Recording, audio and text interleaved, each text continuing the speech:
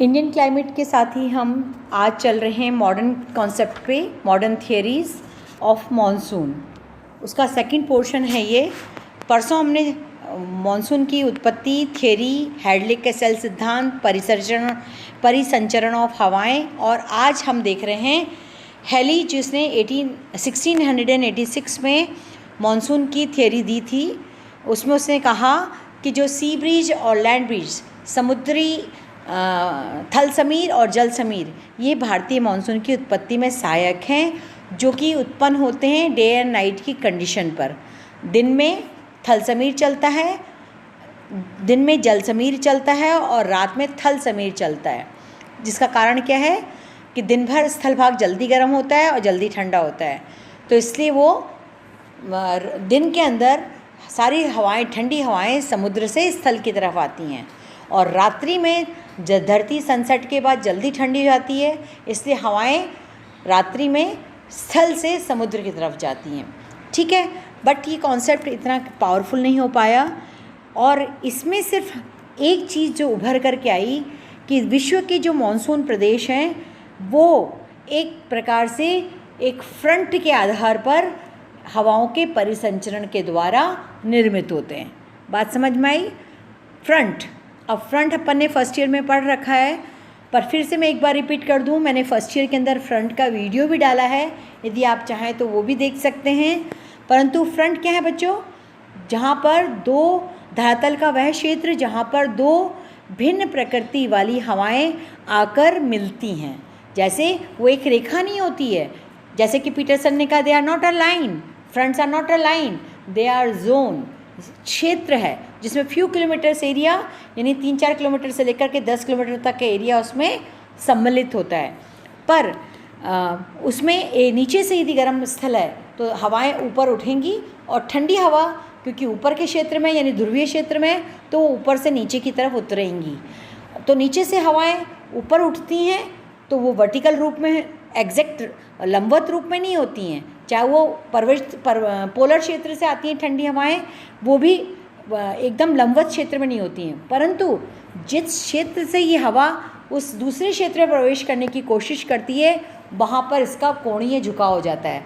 तो फ्रंट हमेशा तिरछे रेखात्मक रूप में आपको दिखेंगे, जो कि मैं आपको मानचित्र में बता रही हूँ। दूसरी चीज़ बच्चों, हेली का सिद्धांत पहले शुरू में अच्छा लगा, पर वो इतना एक्सेप्ट नहीं हो पाया। परंतु बाद में जब 1951 में फोहन ने थियरी दी, जिसमें जब आपको ध्यान हो शायद, तो आपको पता है कि हवाएं जो हैं पृथ्वी की घूर्णन गति के कारण अपनी दिशा बदलती हैं, जो मैंने आपके शीतकालीन मानसून में बताया।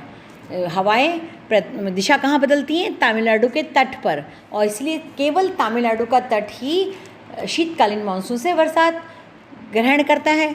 अब फ्लॉन ने जो चीज़ बताई, उन्होंने तब तक फ्रंट थ्योरी हल्की सी विश्व के सम्मुख आ गई थी, वातावरण का सिद्धांत आ चुका था वर्गिन्स का।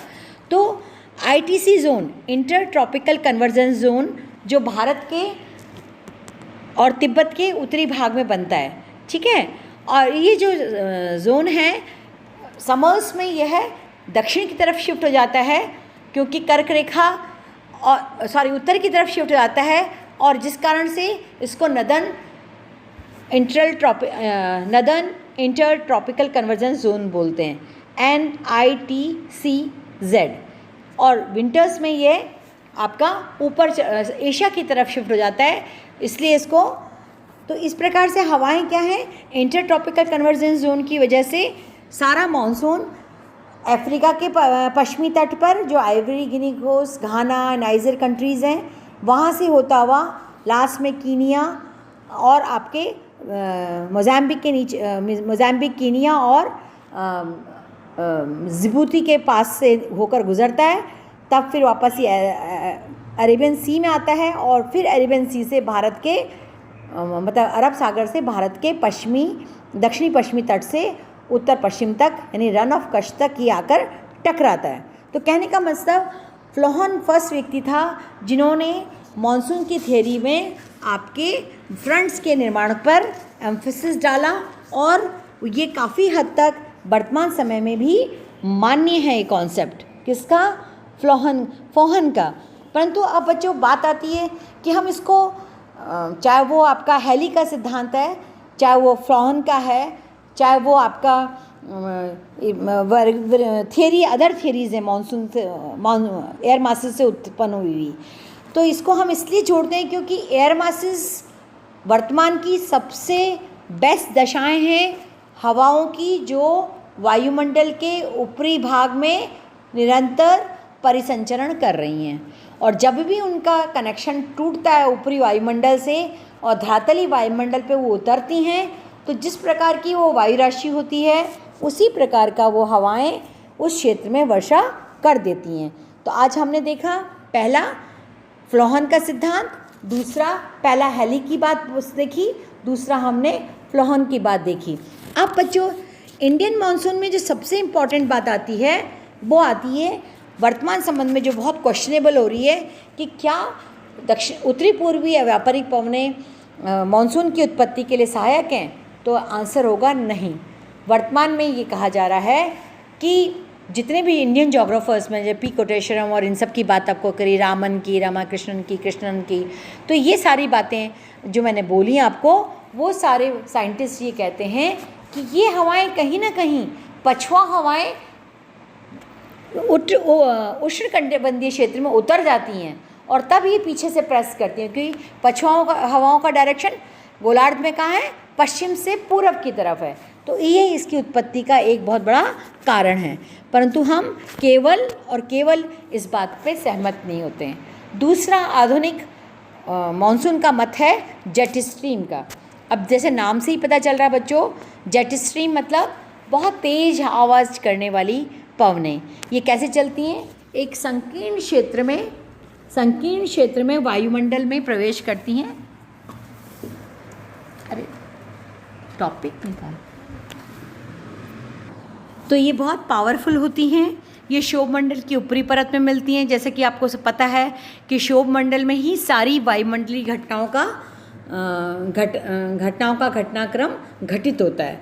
ठीक है, तो ये जो है बहुत तेज चलती हैं, सर्पिल रूप में चलती हैं, विसर्पी पवन कहलाती हैं ये एक तरह से, और सकड़े नलिका आकार में होती हैं।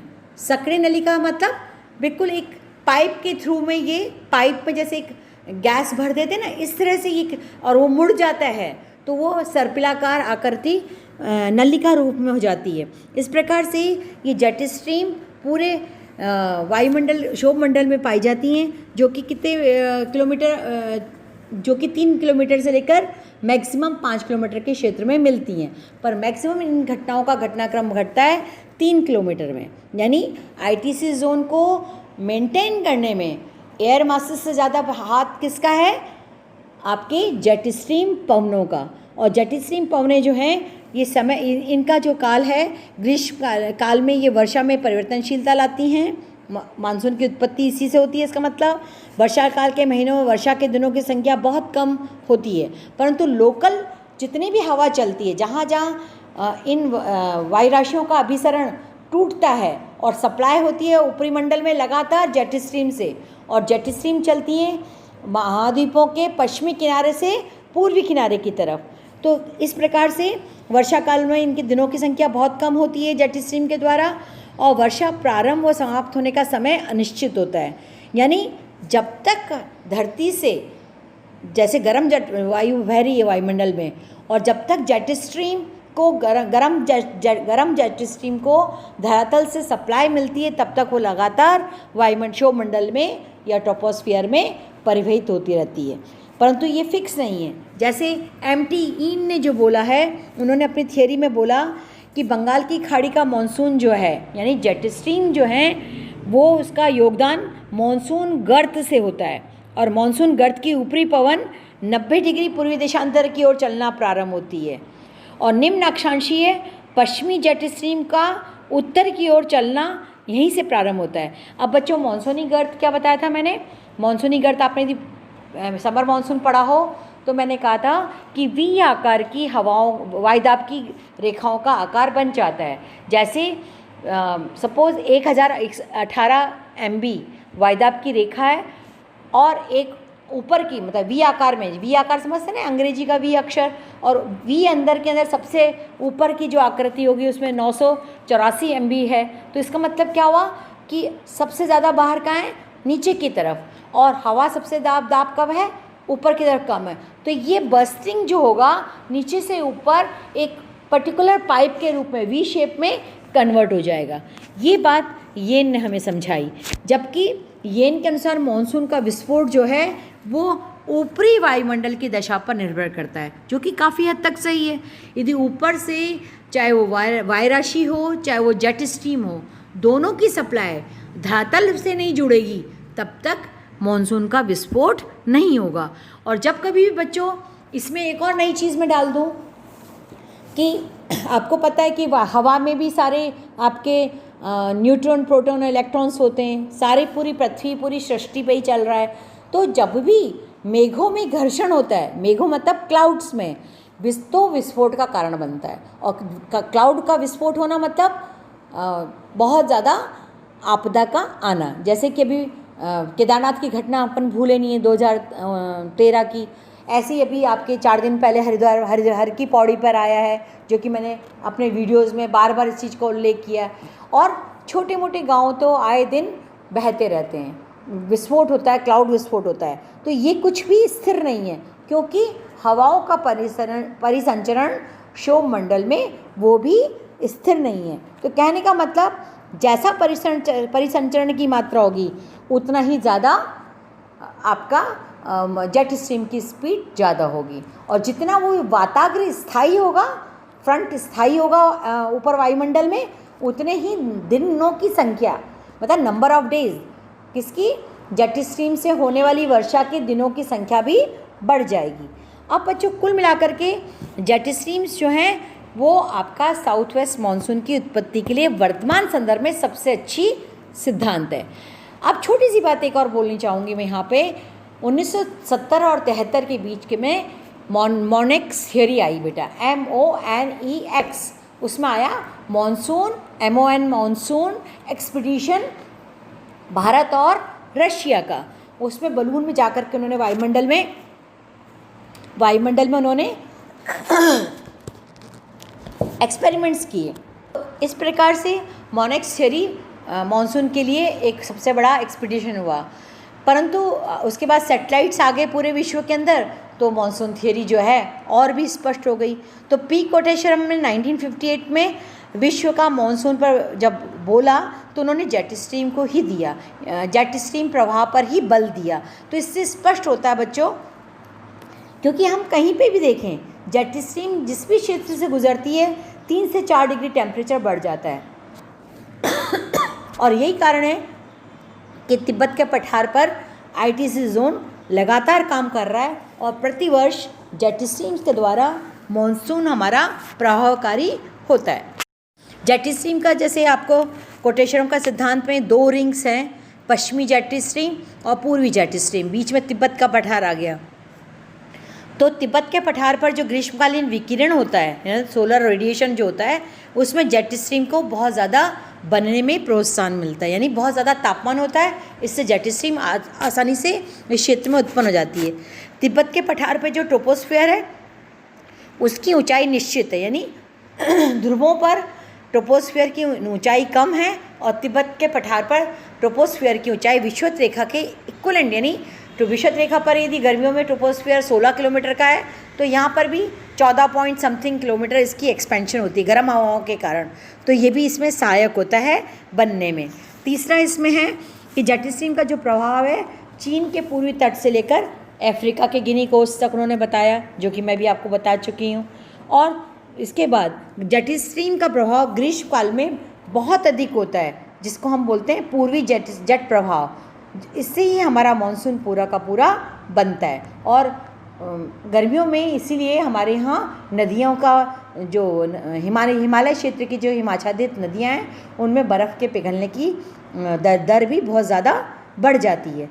और शीतकाल में ये जेट स्ट्रीम का प्रभाव उत्तर की तरफ यानी मंगोलिया और चीन के मध्य भाग से ऊपर ही शिफ्ट हो जाता है।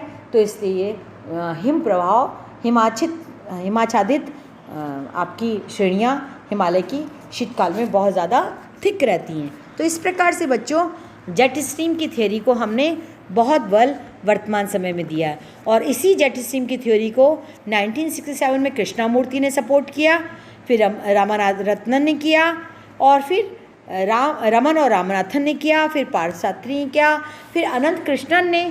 तो इन्होंने क्या करा बच्चों, 20 से 30 अक्षांशों के मध्य, जैसे रत्ना ने सबसे ज़्यादा एक्सपेंशन बताया जेट स्ट्रीम का कि 20 डिग्री दक्षिण से 40 डिग्री उत्तरी अक्षांश तक होती हैं, और अनंत कृष्णन ने बताया 20 डिग्री से 25 डिग्री उत्तरी अक्षांश में मानसून सबसे ज़्यादा सक्रिय रहता है, 5 से 6 सप्ताह रहता है, और अक्षांश की तरफ देखें तो 30 डिग्री उत्तरी अक्षांश तक चक्रवात चलते हैं। इससे और भी ज़्यादा स्पष्ट हो जाता है कि जेट स्ट्रीम की उत्पत्ति अशोक मंडल में 20 से 30 डिग्री अक्षांशों के मध्य सर्वाधिक होती है।